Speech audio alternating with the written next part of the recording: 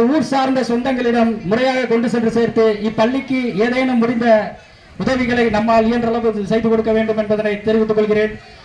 அடுத்தபடியாக விழாவின் முக்கிய நிகழ்வு ஒவ்வொரு மாணாக்கரின் வளர்ச்சியிலும் விதைத்தவனுக்கு பங்கு எவ்வளவு உண்டு, அந்த விதையை செடியாக்கி மரமாக்கி பலன் கையில் பெற்று கிடைக்கும் வரை உன்னதமாக உழைத்துக் கொண்டிருக்கும் ஒரு விவசாயியை போல் இன்றைய காலகட்டங்களில் நவீன சிற்பியாக வாழ்ந்து கொண்டிருக்கும் இந்த பெருமதிப்பிற்குரிய அரசு பள்ளி ஆசிரியர்களை கௌரவம் செய்ய வேண்டும் என்ற ஒரு உன்னத நிலைப்பாடு.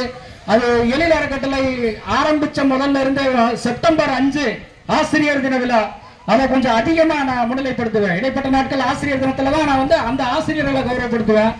ஆனா இப்ப பாத்தீங்க அப்படின்னு சொன்னா மாணாக்கர்கள் தன்னுடைய கடும் முயற்சியிலும் தன்னுடைய அர்ப்பணிப்புக்கு தன்னுடைய எல்லா விஷயங்களையும் இழந்து அவங்க இன்னைக்கு 550 மார்க்கு 450 மார்க்கு இவ்வளவு மார்க்குகள் அச்சீவ் பண்ணிருக்காங்க அப்படின்னு சொன்னா அவங்க திறமைக்கு அனைத்து நபர்களுமே நாங்க தலை வழங்குறோம்.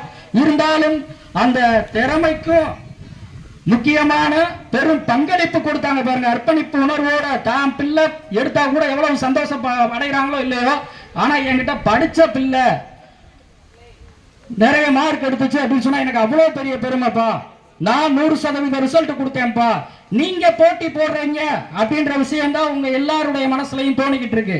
ஆனா உண்மையை சொல்லணும்னா ஒவ்வொரு ஆசிரியருமே தனக்குள்ளே ஒரு போட்டி மனப்பான்மையோட தான் வாழ்ந்துட்டு இருக்காங்க.